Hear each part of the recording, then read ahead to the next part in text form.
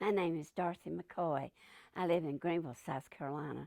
I worked on the Manhattan Project and I helped build the first atom bomb.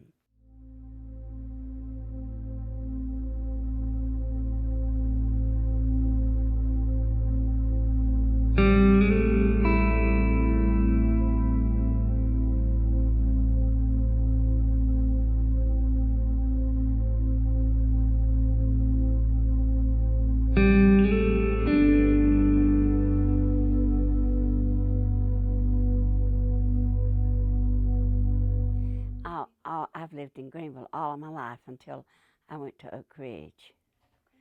Yes, and I went when I was 21 years of age. When my husband decided that when he got out of the Army and he wanted to go to Oak Ridge to work, he was interviewed here in Greenville, South Carolina, and then we moved up to Oak Ridge. When we first went there, we went through 3 security points when we went to work.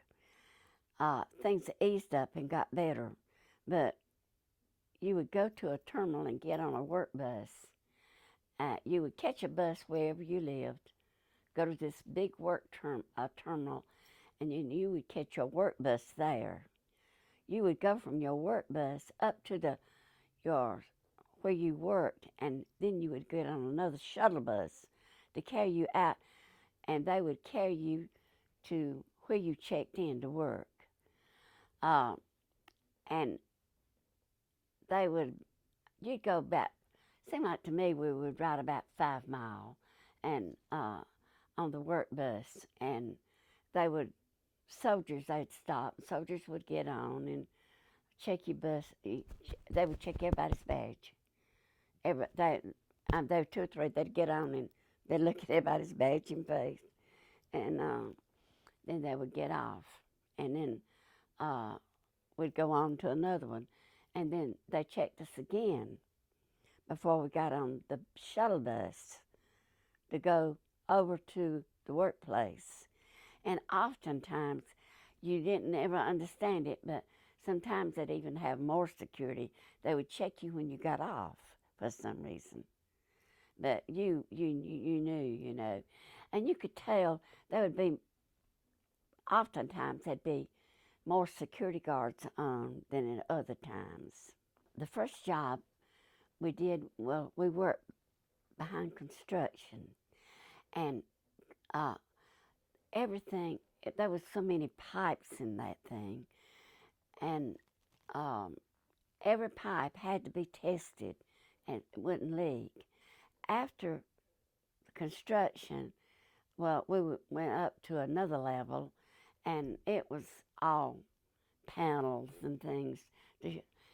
It told them how how everything was going through the pipes. Is that what it, and you had a panel board that you watched and you kept up with, and they taught you how to operate all those panels. I was free to move around.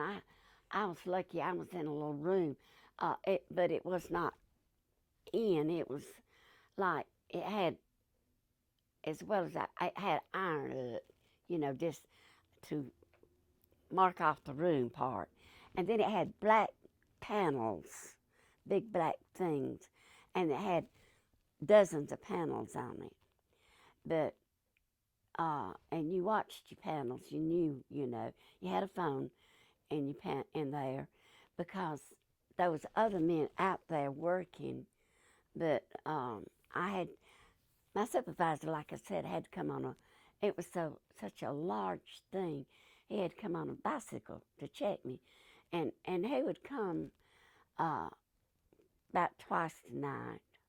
But they taught you how those things were supposed to go, and you did different things and took readings of all those things every so many hours, every so often.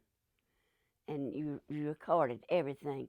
Even when on construction work, you kept logbooks.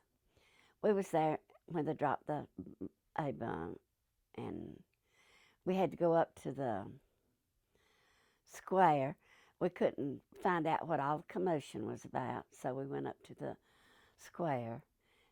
That's where you went to find out everything. They had squares in each community, and we had to go to 2 or 3, and they had put, all the papers had been sold, so they had put papers up on big bulletin boards behind glass where we could see, that the A-bomb had been dropped. I felt that there would be an end to the war, and I was truly glad and happy. Now, lots of people, and I think everybody was, but I had this one man ask me one time, how did you feel knowing that all them people died? Well, listen, boys that I went to school with was dying every day. And back then in our neighborhood, when we didn't have too many telephones, in the Western Union, when the Western Union came out and your boy came out on a bicycle in your community, and he had a telegram during the war, you knew it most of the time. If they went to a house where that boy, there was a boy serving, you knew it was bad news. That person had got hurt or was dead. So, and another thing, Russia and China and Japan was all trying to develop the bomb. And it was who gets there first. And I was glad we run the race. When your friends are dying, you think about things like that. War's war. It's a sad time, a bad time and a sad time. Not anything good about it. I felt like that we was doing something to help the country. That it must be something that was going to help the country. And everybody was wanting the war to end, And it was such a sad time. But they didn't, it was that secretive. One person didn't know what the other one was doing. If our country ever got like that again, I'd do everything I could. And I think anybody would. If you cared for this country, you would.